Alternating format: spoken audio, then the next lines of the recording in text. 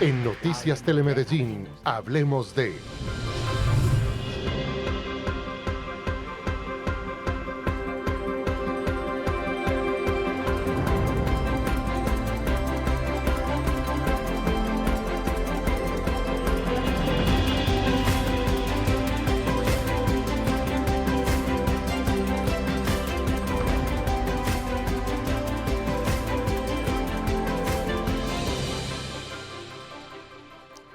¿Qué tal? Muy buenas noches. Como siempre, es un placer saludarles en esta nueva entrega de Hablemos de, un espacio para la ciudadanía con el punto de vista de los expertos y en el que hablamos de temas de interés. Hoy, un tema de suma importancia para Colombia, para el continente latinoamericano, pero también para todo el mundo. A continuación, los principales títulos para que ustedes se enteren de qué estaremos conversando en los próximos 60 minutos.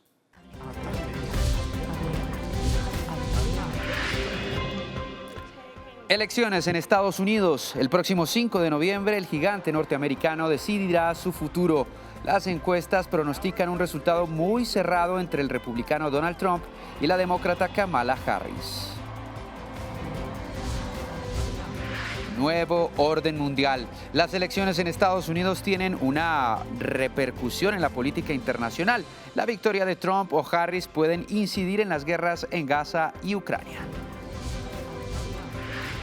Estados bisagra. Según los analistas, los candidatos a la Casa Blanca se están disputando 7 estados claves que podrían definir las elecciones. Los latinos, migrantes, afroestadounidenses y los jóvenes son los votantes a conquistar.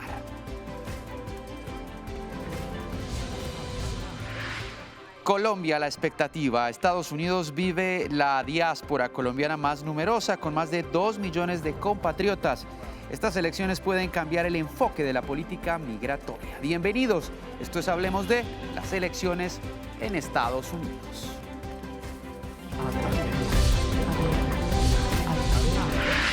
En Noticias Telemedellín, hablemos de... Y es que estamos hablando de que nada más y nada menos que 200 millones de estadounidenses el próximo martes 5 de noviembre estarán eligiendo el destino de su país, del gigante norteamericano, de la principal o una de las principales potencias del mundo en materia electoral. Donald Trump, quien ya fue presidente de los Estados Unidos entre 2016 y 2020, y la actual vicepresidenta Kamala Harris se definirán mejor este próximo martes quién entonces va a estar al frente de los destinos de Estados Unidos, el país más grande de este continente, del continente norteamericano. Pero salimos a las calles, como ya es costumbre, a preguntarle desde lo local hasta, digámoslo así, el punto de vista que tienen sobre el mundo, los ciudadanos de Medellín, ¿qué tanto saben sobre las elecciones en los Estados Unidos que se van a efectuar el próximo martes? Esto nos respondieron aquí en Medellín los paisas.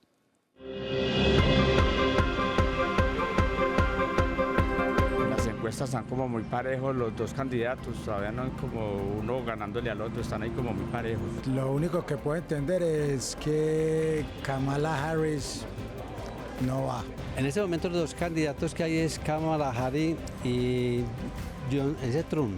No estoy demasiado enterado, pero pues sé que se están debatiendo pues personas de alto impacto. Estoy poco enterado, pues yo sé quiénes son los contrincantes, pero en adelante no conozco mucho no.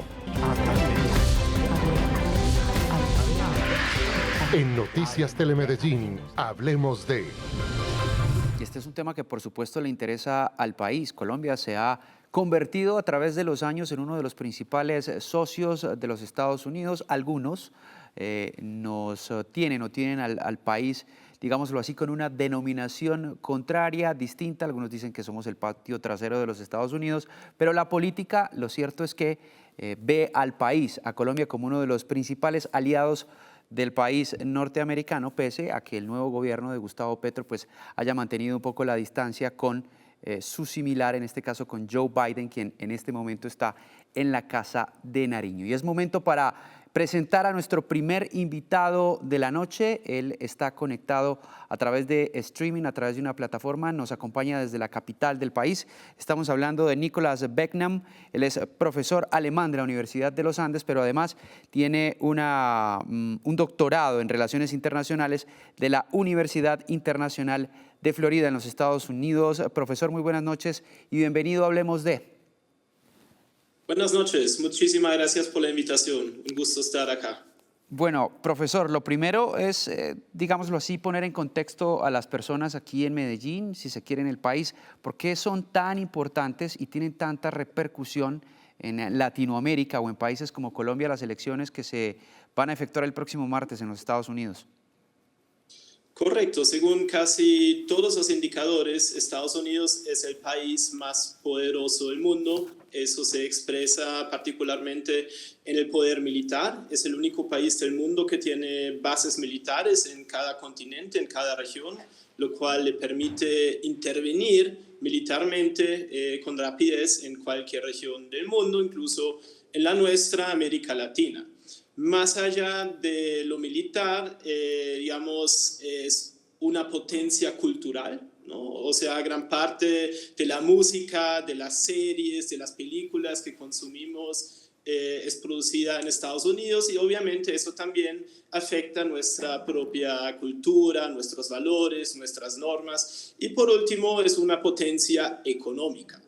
Especialmente si analizamos el ingreso per cápita. Es decir, China ya tiene un mercado más grande que el de Estados Unidos, pero si comparamos las cifras económicas con el número de ciudadanos, Estados Unidos es un país mucho más rico todavía que la otra potencia, la otra gran potencia actualmente que es China. Entonces, cualquier cosa que suceda en Estados Unidos nos afecta directamente en términos de seguridad internacional, en términos culturales, pero también en términos económicos.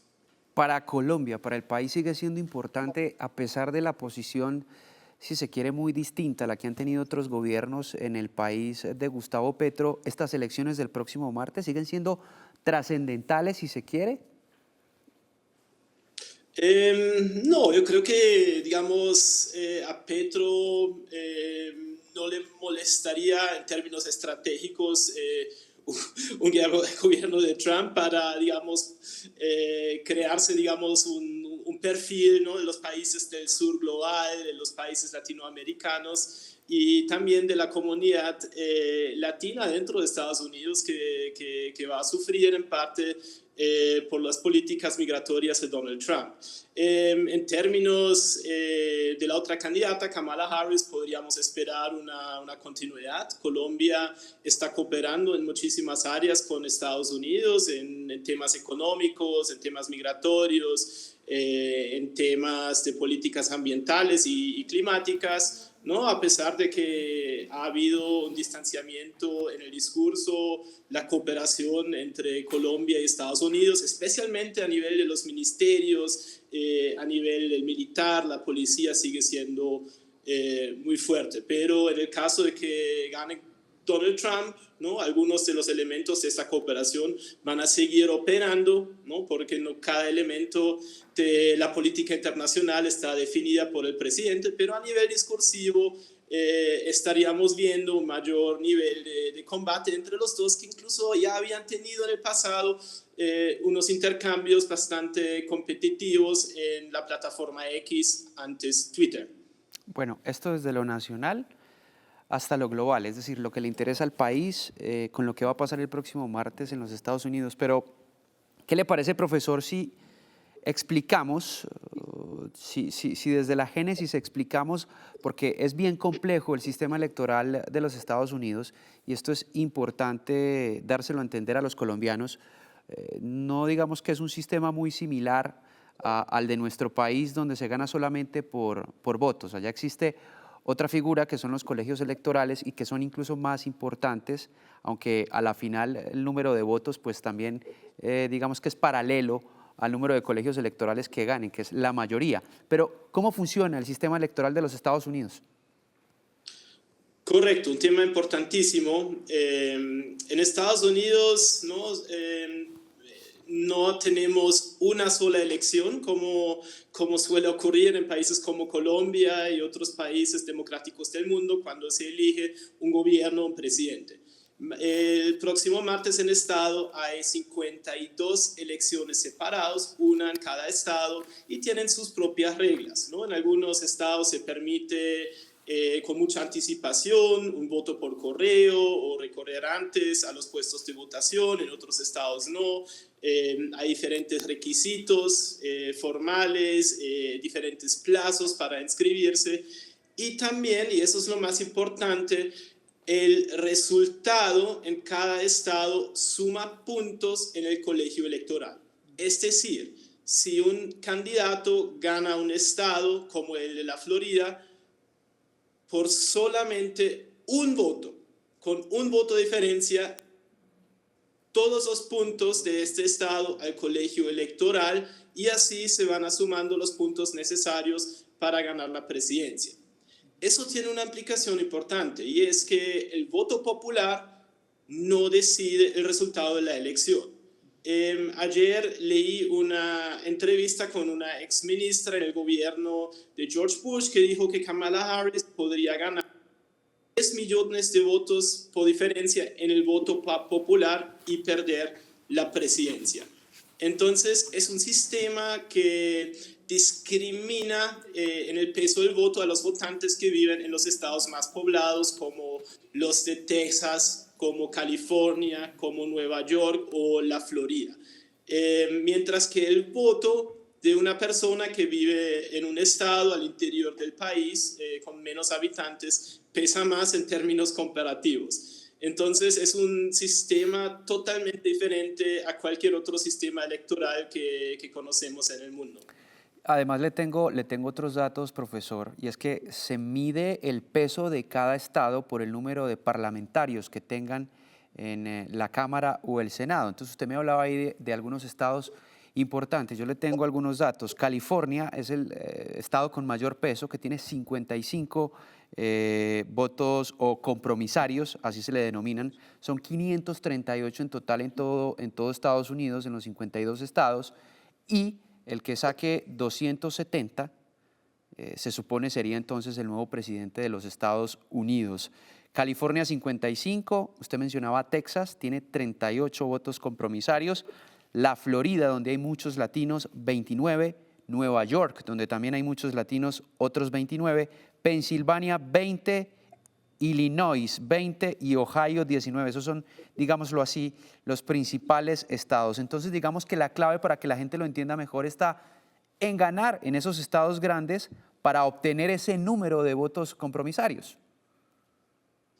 Pues sí, no. Lo que pasa es que en los Estados Unidos hay estados que básicamente ya son ganados para uno de los dos candidatos. Es decir, ya sabemos que los habitantes de Texas van a votar como lo han hecho tradicionalmente al Partido Republicano, entonces este estado básicamente está ganado para Donald Trump.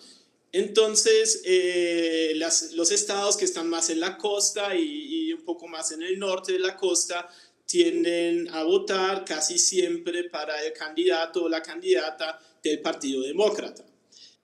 Eso quiere decir que las campañas de ambos candidatos se concentran en aquellos estados donde históricamente se ha cambiado la votación o la inclinación a uno de los dos candidatos. Estamos hablando de estados como la Florida, como Michigan, como Pennsylvania, como Arizona, como Ohio, como Colorado, ¿no? Que en las elecciones pasadas no han tenido un patrón claro de votación. Es decir, un estado como Arizona, que no lleva muchos votos al colegio electoral, sin embargo, puede hacer la diferencia porque es un territorio muy disputado por ambos candidatos.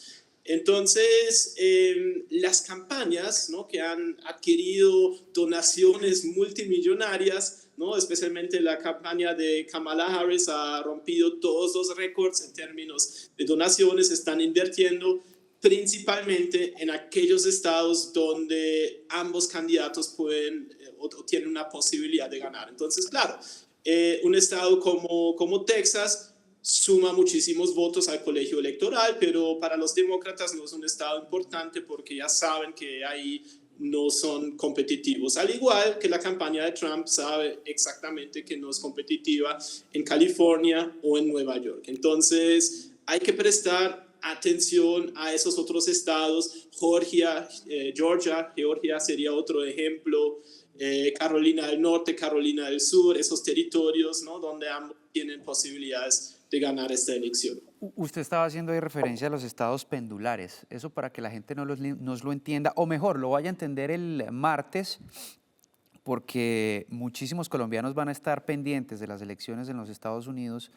Esas mediciones, ustedes en los distintos canales digitales o en las agencias internacionales de noticias, los van a ver como los rojos, que son los republicanos, los azules, que son los demócratas, y los morados, que son esos estados pendulares que en cada elección cambian su decisión y que, digámoslo así, no siempre votan por el mismo candidato de un movimiento político, en este caso los republicanos y los demócratas. Entonces pueden oscilar entre esos dos y son quienes a la postre pues van a definir el futuro de los Estados Unidos. Ahí los mencionaba el profesor: Florida, Michigan, Wisconsin, Pensilvania, Carolina del Norte, Arizona, Georgia, entre otros estados que van a ser muy importantes entonces a la hora de elegir al nuevo presidente de los Estados Unidos.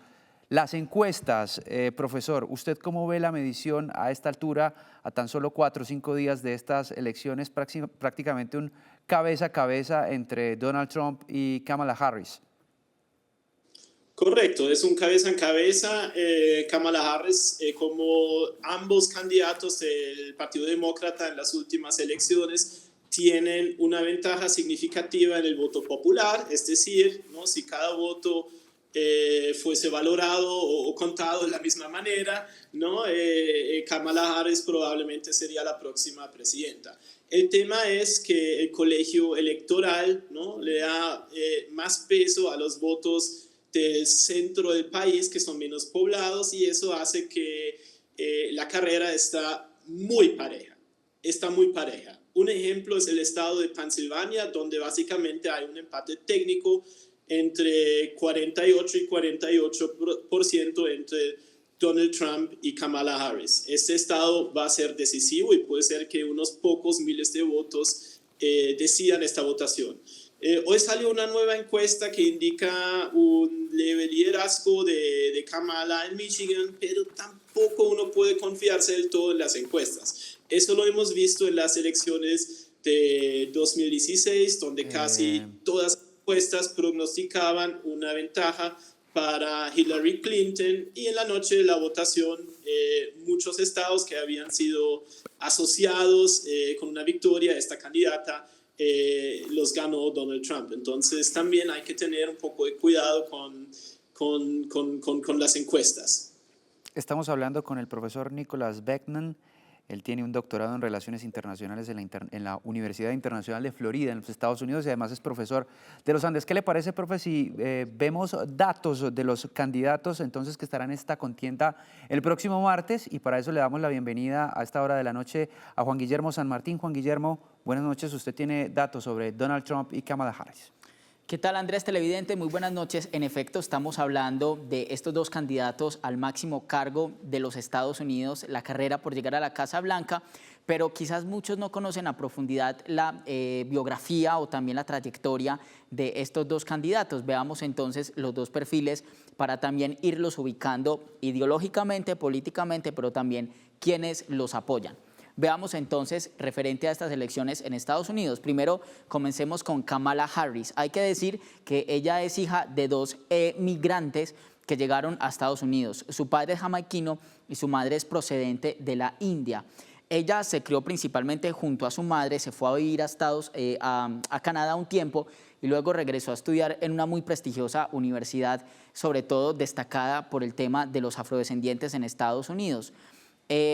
Kamala Harris fue también fiscal de estos dos lugares en Estados Unidos, de esas dos ciudades, San Francisco y Alameda. Tiene una trayectoria importante en la rama judicial, pero también ha tenido carrera política. Ella fue senadora precisamente por el Partido Demócrata del estado de California, que es su estado originario.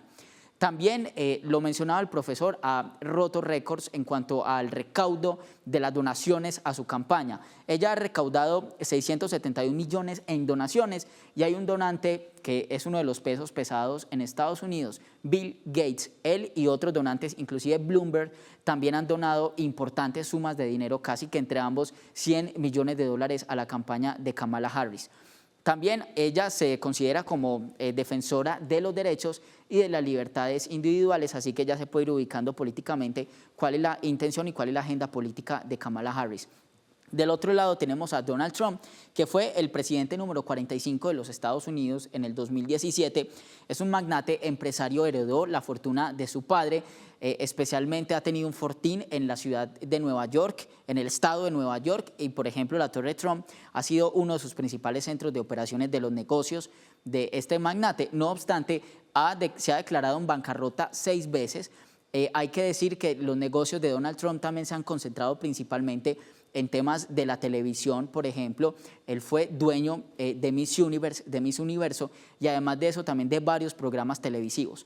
Es un hombre que tiene 78 años, ya también considerado de una avanzada edad para estas elecciones, y además de eso tiene una noticia muy reciente y es el tema de la condena por 34 delitos de falsificación por el supuesto caso de ocultamiento de pruebas denominado Stormy Daniels, que es una supuesta modelo que él habría acosado sexualmente y que habría intentado que esta mujer callara, y por esto ya fue condenado Donald Trump.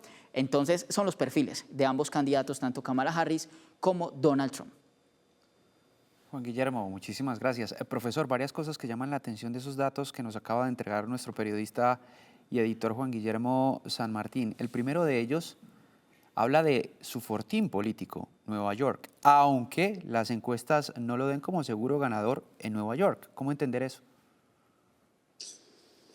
Pues yo lo entiendo más como su fortín económico, ¿no? Es la ciudad en la que creció, en la que desarrolló sus negocios, pero también él siempre, o desde que empezó su carrera político, ha sentido el rechazo de Nueva York, ¿no? Especialmente entre, digamos, la parte liberal, la parte tolerante. Nueva York es una ciudad ¿no? Que ha tenido también problemas con la inmigración, entonces ha habido también algunos votantes que recientemente se inclinaron hacia Donald Trump, pero digamos, si hablamos de Nueva York como su base, yo lo entiendo más en el sentido económico, ¿no? Nunca ha ganado una elección en el estado, en la ciudad de Nueva York, entonces eso incluso que él tiene como una relación complicada con Nueva York, a veces intenta acercarse, alejarse, pero vive principalmente en la Florida, ¿no? En su residencia en Mar-a-Lago, donde también él siente un poco más de cercanía con la comunidad, con las personas que lo rodean, ¿no? La relación que él tiene con Nueva York es complicada por la cultura liberal, progresista, o incluso, ¿no? Unos valores que se inclinan un poco más hacia la izquierda y la tolerancia que en otras partes del país. El segundo aspecto que me llama mucho la atención es la condena por esos 34 delitos. Eso no tiene ningún precedente en los Estados Unidos, no, en caso tal de Donald Trump ser presidente nuevamente de los Estados Unidos. Sí, correcto. Él tiene una ventaja y la Corte Suprema básicamente dijo que no se puede condenar a un presidente de los Estados Unidos de ningún delito. Entonces, si gana la presidencia, va a ser absuelto de todas estas acusaciones y problemas legales que son muy complejos. O sea, uno tiene que ver con el caso de Stormy Daniels, que supuestamente habían tenido una relación y después él intentó apagarla dinero para que eso no saldría a la luz. Otros delitos tienen que ver con fraudes económicos, pero los más graves, en mi opinión, son los delitos que tienen que ver con el intento de golpe el 6 de enero, en el cual Donald Trump no aceptó el resultado de las elecciones contra Joe Biden y básicamente animó a sus seguidores a entrar en el Congreso de Estados Unidos para interrumpir la sesión que iba a reconocer el resultado de las elecciones y darle o entregarle la presidencia a Joe Biden. Entonces, ese tipo de acusaciones, en mi opinión, son las más preocupantes y las más serias porque nunca se ha visto en la historia política de Estados Unidos el ejemplo de un presidente que no solamente no acepta un resultado, sino además ¿no?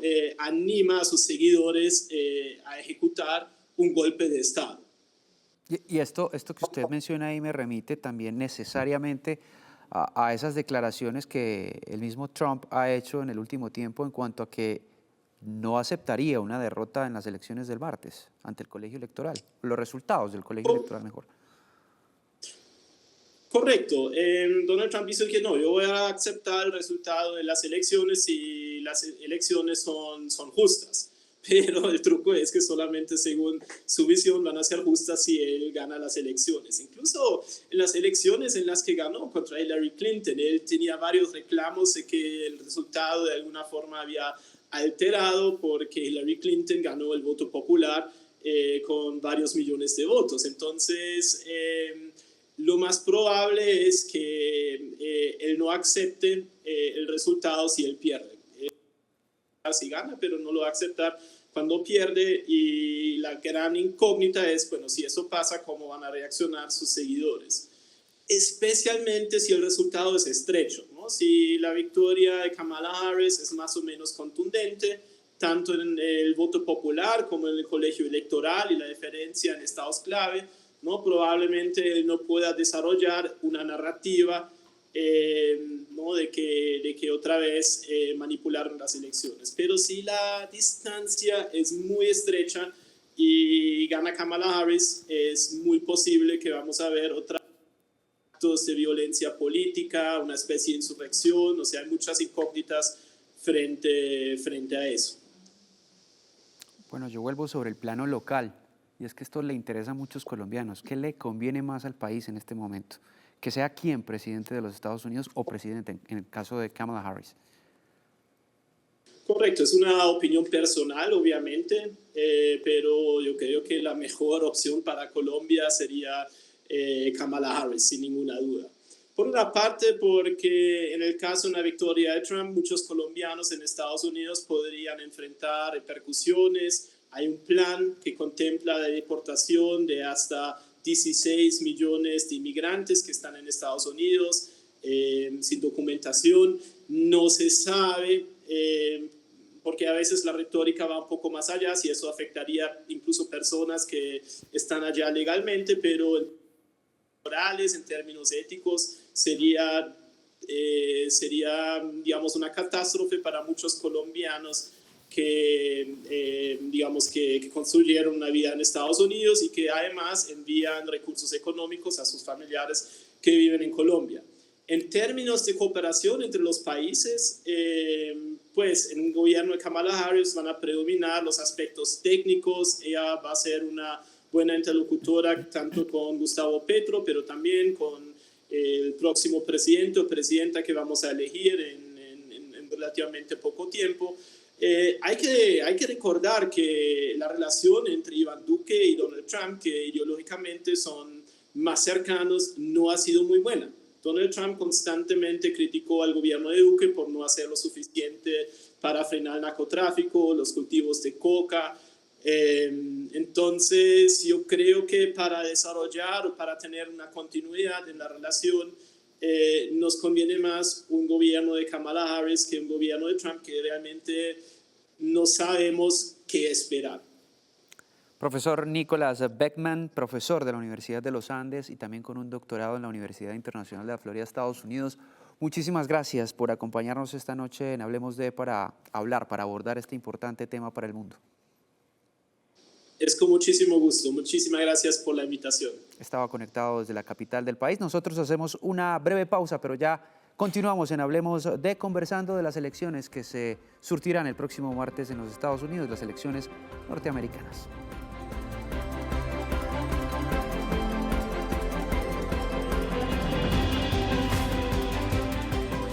Hablemos de...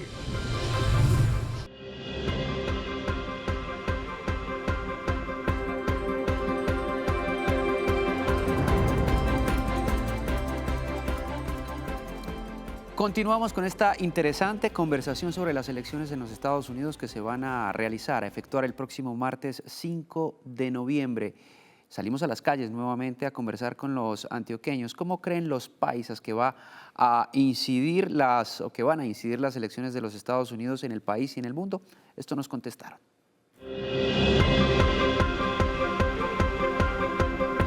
Incide en el mundo por el potencial que tiene Estados Unidos e influencia en todo. Colombia, que somos un país que somos muy dependientes de ellos, nos implicaría en todo momento, ¿cierto? Porque nosotros dependemos pues, de lo que suceda en Estados Unidos económicamente y comercialmente y de todo, ¿cierto? Y políticamente, entonces nos influiría mucho. Colombia es una finca que está pinorada a los Estados Unidos, entonces todo depende de la economía de estos países latinoamericanos, tercermundistas. Pues digamos que gane Donald Trump sería más complicado pues y afectaría la economía, lo que es el turismo en Colombia y todo eso.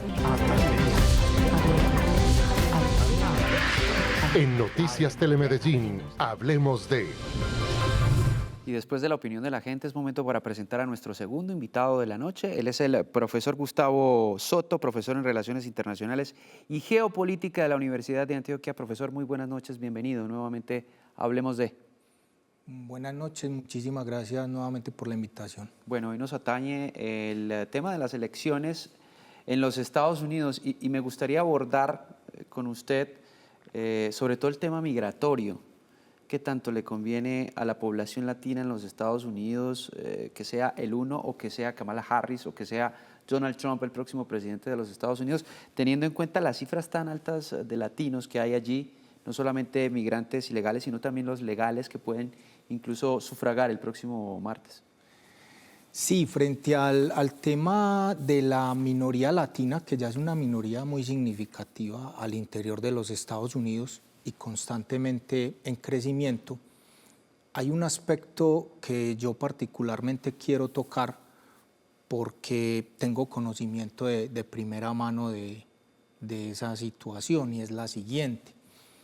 Resulta que curiosamente o paradójicamente hay un sector de esa minoría latina que está en este momento fuertemente con Trump.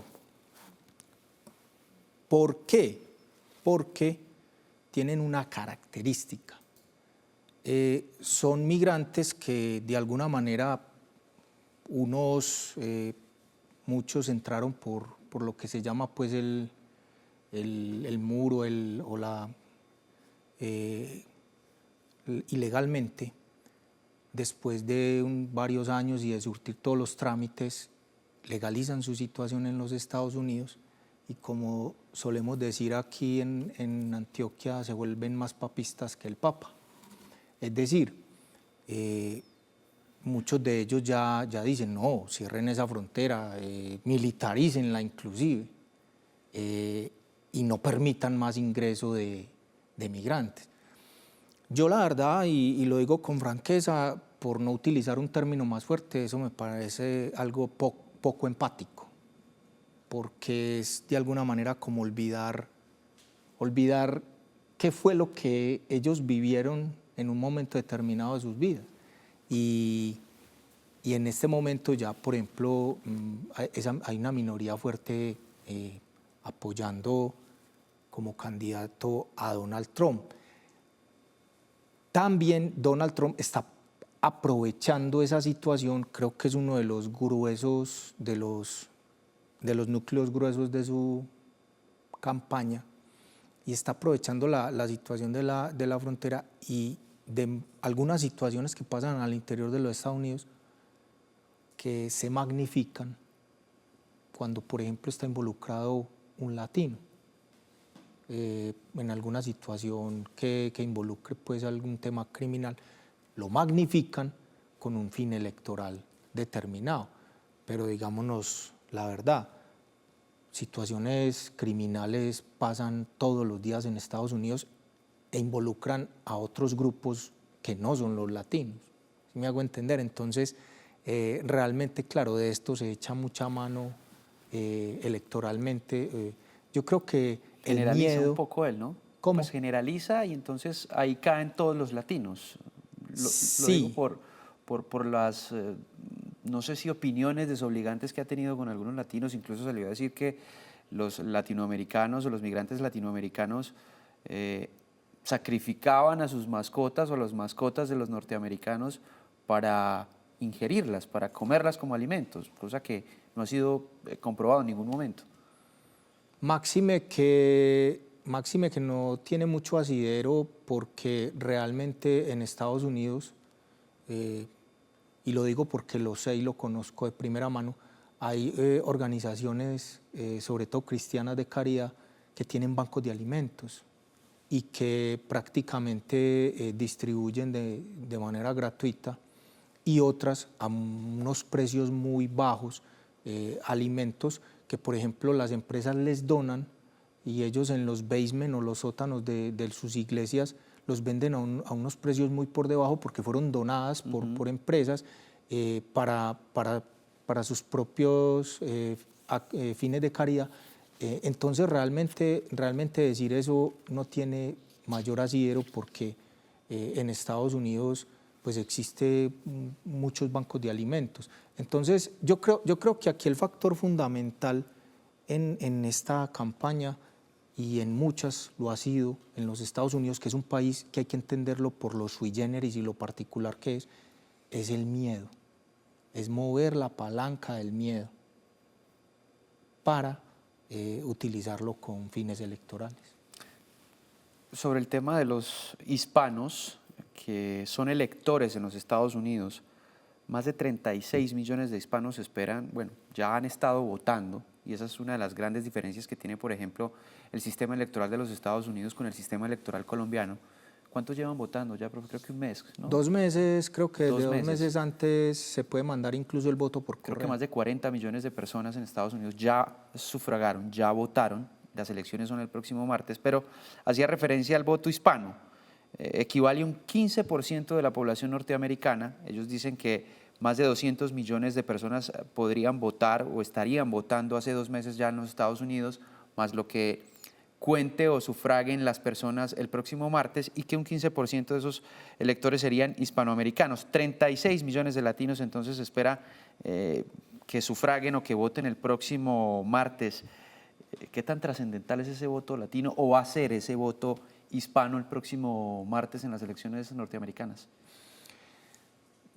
Bastante porque hay que tener en cuenta una cosa y lo digo por lo que se viene dando en las últimas encuestas y lo que se ha venido comentando por parte de muchos analistas. Esta elección va a ser muy cerrada, mucho. Y ya inclusive se han hecho cálculos y cuentas porque pues para los oyentes y ustedes también lo saben, el sistema electoral en los Estados Unidos es muy atípico, es distinto al nuestro, y es que el candidato que gane en un estado, así sea por pocos votos, se lleva todos los votos electorales del estado, que entre otras cosas también es un sistema atípico. ¿Por qué? Porque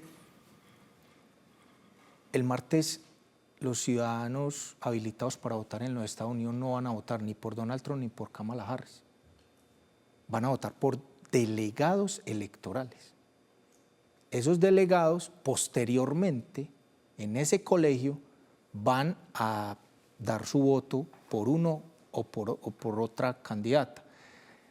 Obvio, entonces se dirá, todo puede pasar. Desde mediados del siglo XIX no pasa que los delegados en el colegio cambien el voto. O sea, eso ya casi que está, como se dice, cantado. Programado. Pero realmente, si vamos a ser estrictos, el martes por lo que van a votar los ciudadanos en Estados Unidos es por delegados electorales de cada uno de los estados al colegio.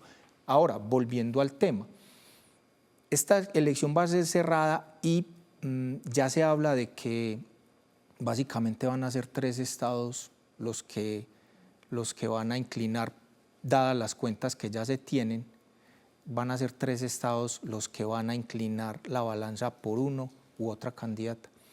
Y son los estados del llamado cinturón del óxido.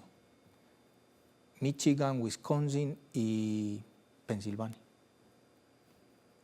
Bueno, hablando sobre esas pequeñas diferencias que se supondría van a dar la ventaja al próximo presidente de los Estados Unidos, o presidenta si es Kamala Harris, ¿no le parece a usted que es equivocada esa posición, digámoslo así, tan ambiguo, tan en contra de los latinos que tiene hoy el candidato Donald Trump? La semana pasada salió a decir que, por ejemplo, Puerto Rico era una isla llena de basura en medio del océano, y esto ha generado todo tipo de opiniones, controversia, incluso artistas que en su momento apoyaban a Donald Trump ya habían salido a decir que no, artistas latinos incluso, Nicky Jam, uno de ellos, para los amantes del reggaetón. ¿Esto no es un poco decirle a los latinos, pues no voten por mí, que no me importa? Bueno, solamente pues como para aclarar, el comentario se hizo en un meeting de Donald Trump, pero no lo emitió directamente él, lo emitió un humorista, un chiste, si se le puede llamar chiste, de pésimo gusto, porque pues en realidad yo creo que hoy día no tiene presentación, así sea en términos jocosos, que para mí no tienen nada de jocoso, referirse a una isla del Caribe como Puerto Rico como una isla de mierda.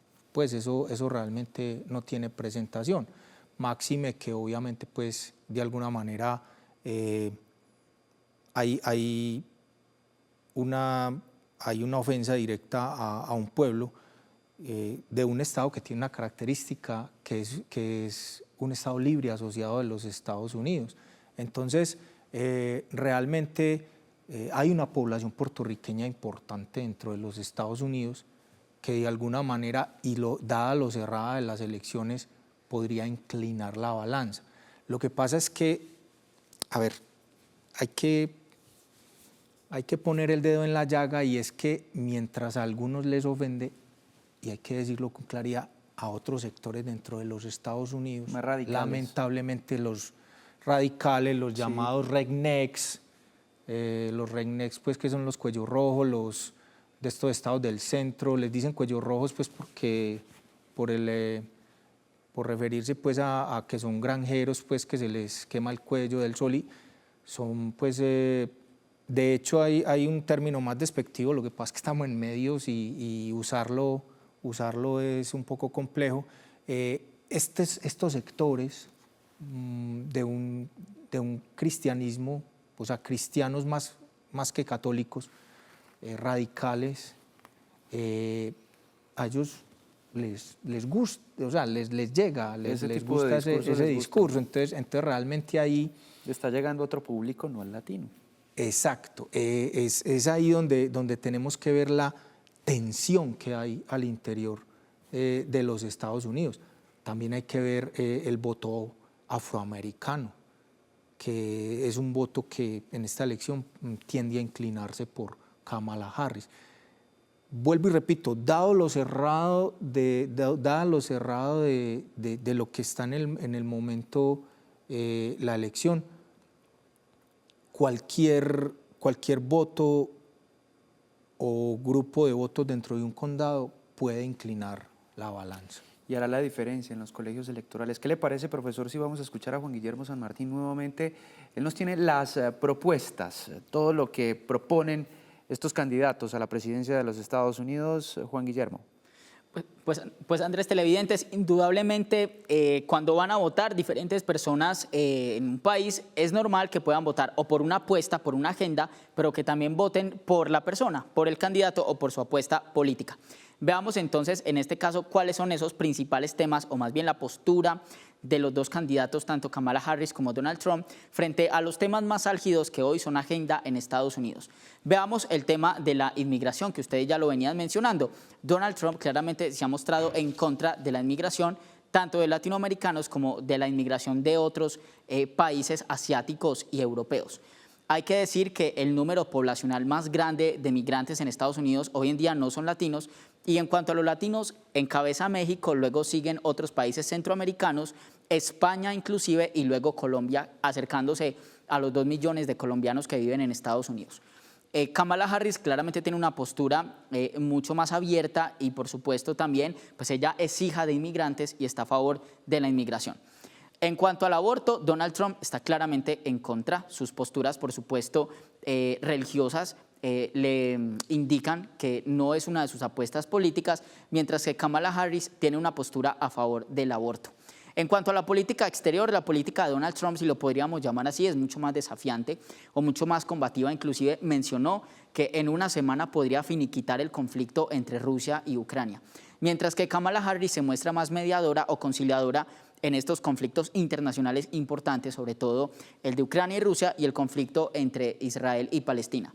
En cuanto a los impuestos al comercio, Donald Trump está a favor de los aranceles, mientras sobre todo a las importaciones, lo vimos sobre todo con el tema de la guerra comercial que tenía con China, pues ya mostró Donald Trump claramente cuál es su apuesta en cuanto al tema de los aranceles y las tasas a los impuestos, a las importaciones. En cuanto a Kamala Harris, está medianamente a favor de los impuestos, pero no tiene una postura tan radical como la de Donald Trump. Miremos en cuanto a otros temas. Impuestos a la industria, estamos hablando de la fabricación nacional. Donald Trump propone menos carga impositiva, sobre todo a estos productos de fabricación norteamericana, al material que sea producido en Estados Unidos, pretende rebajarle los impuestos a las empresas en aras de buscar dinamizar la economía nacional. Mientras que Kamala Harris propone más carga impositiva, sobre todo a las grandes empresas de los Estados Unidos. En cuanto a Palestina, estoy hablando de la creación de un Estado palestino. Donald Trump está en contra, mientras Kamala Harris ha manifestado estar a favor. La defensa de Ucrania, ambos coinciden acá, ambas posturas están a favor de Ucrania, sobre todo por la invasión rusa. Entonces, en este caso, ambos están a favor. En cuanto a la sostenibilidad, Donald Trump en contra prioriza sobre todo una economía basada en los combustibles fósiles, mientras que Kamala Harris tiende a tener un discurso más sostenible. Veamos por último también otros temas de la agenda. Salud no subsidiada, estamos hablando del programa Obamacare que subsidia, que fue creado por el expresidente Barack Obama y subsidia sobre todo a las poblaciones más vulnerables. Kamala Harris pretende mantenerlo, mientras que Donald Trump ya también ha manifestado su postura en contra de este programa de salud subsidiada. En cuanto a las armas, ambos están a favor. La diferencia es que Kamala Harris propone más regulación y también están a favor de la despenalización de la marihuana. En este caso, Donald Trump manifiesta que no se debería perseguir la dosis mínima. Son los temas de las apuestas políticas de ambos candidatos. Así es, Juan Guillermo, las agendas políticas de cada uno de los candidatos el próximo martes en contienda. Hacemos la segunda pausa aquí en Hablemos de Ella. Seguimos conversando sobre los Estados Unidos y sus elecciones.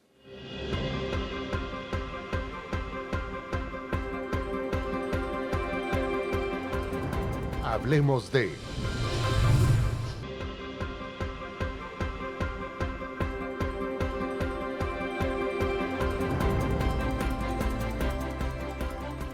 Seguimos hablando de las elecciones en los Estados Unidos y continuamos buscando su opinión. ¿Opina que la decisión de las elecciones en Estados Unidos puede incidir en los colombianos que viven en ese país? Esto dijeron los medellinenses.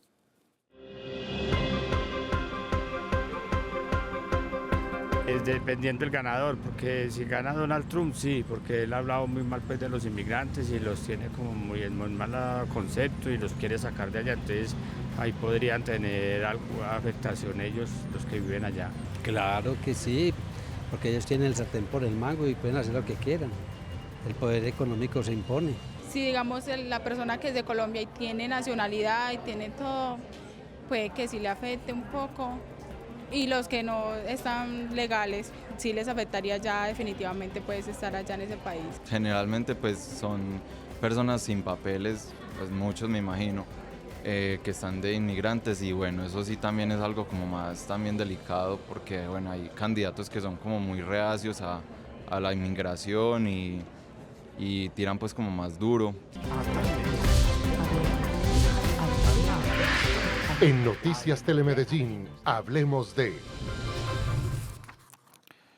Bueno, profesor, ¿cómo entender la posición de los votantes norteamericanos? Porque hasta cuando renunció Joe Biden a su candidatura, prácticamente era un seguro presidente Donald Trump. Esto por, digámoslo así, el poder o la fuerza que ha perdido Estados Unidos como potencia mundial al tener un jefe de Estado un poco, si se quiere, comillas, endeble, enfermo o ya muy adulto, como lo es Joe Biden, el actual presidente de los Estados Unidos. Pero una vez emerge o aparece esa imagen de Kamala Harris, pues prácticamente equipara esas cargas de votantes y hoy prácticamente es un cabeza a cabeza. ¿Cómo entender esa posición del norteamericano?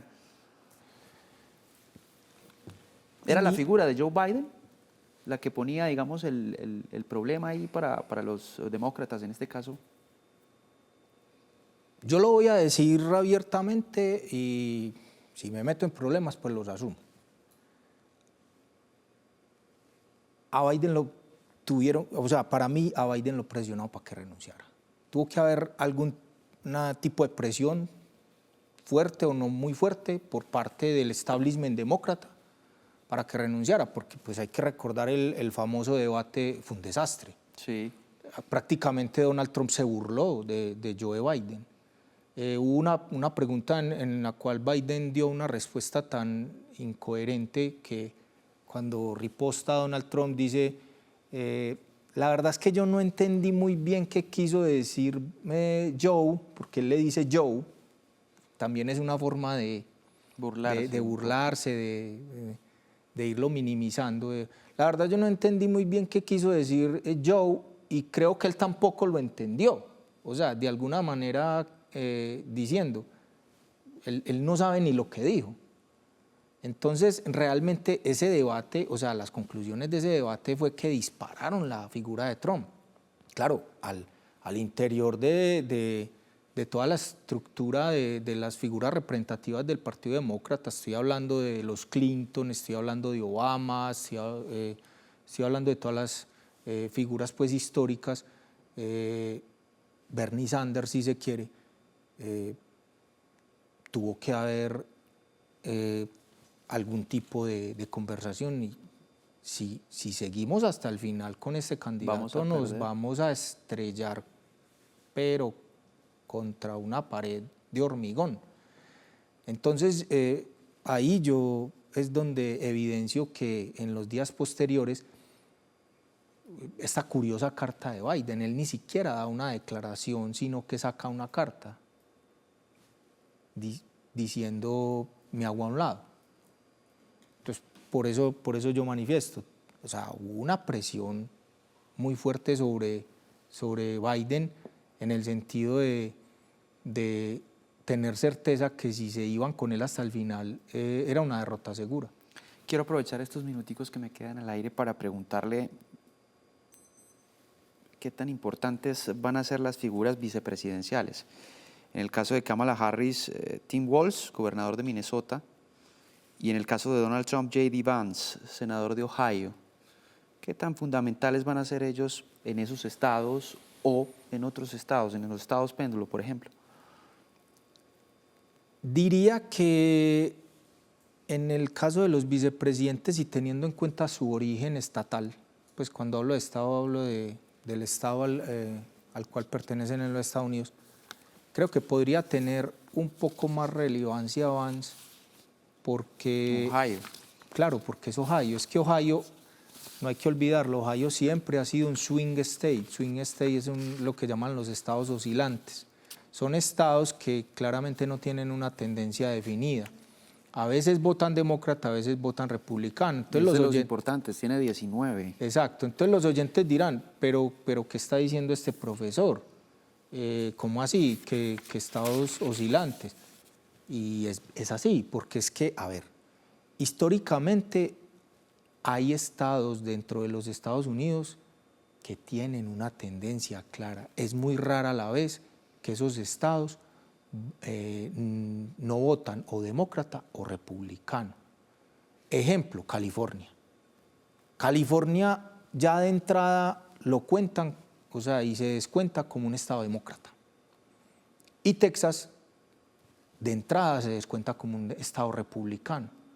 Entonces, ahí es donde se empiezan a hacer las cuentas, con base en esos estados que se sabe que la tendencia es clara. Por ejemplo, toda la costa oeste, California, Oregón y Washington, son históricamente 3 estados que han votado demócrata. Y hay otros estados dentro de los Estados Unidos, sobre todo los del centro, que se sabe que tienen poquitos votos electorales, pero casi siempre se los cuentan a los republicanos. Ejemplo, Nebraska, las Dakotas, Idaho, Wyoming, Alabama, o sea, todos estos estados ya se los suman, Texas. Los swing, los estados oscilantes, son que no tienen una tendencia definida y esos generalmente son los que inclinan la balanza, que son Ohio es uno de ellos, la Florida es otro, Carolina del Norte, entonces, y ahora por ejemplo Wisconsin y Michigan.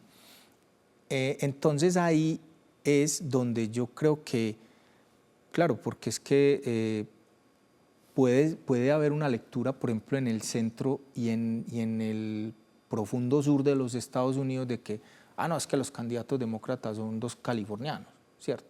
Entonces,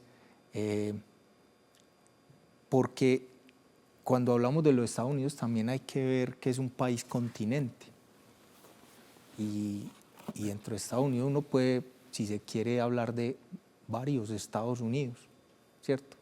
Una cosa del Estados Unidos de California, otra cosa del Estados Unidos de Alabama, otra cosa del Estados Unidos del norte, Rhode Island, Maine, todos estos estados, ¿cierto? Entonces, ahí es donde yo creo que podría la figura vicepresidencial de Trump pesar un poquitín más que la de Harris, pero sin embargo, vuelvo y repito, Harris tiene ya asegurados los votos de estados que ponen una buena cantidad, pues empezando por California, que son 55. Bueno, hay las particularidades entonces de lo que es este sistema electoral norteamericano, estadounidense, y de lo que pueda ocurrir el próximo martes 5 de noviembre, día de las elecciones en los Estados Unidos. A Gustavo Soto, profesor en Relaciones Internacionales y Geopolítica en la Universidad de Antioquia, le agradecemos haber estado con nosotros en Hablemos de. Muchas gracias por la invitación. Y a ustedes también les agradecemos su sintonía. Los esperamos en 8 días ya con un nuevo presidente de los Estados Unidos y también con un nuevo tema de conversación aquí en Hablemos de. Feliz noche.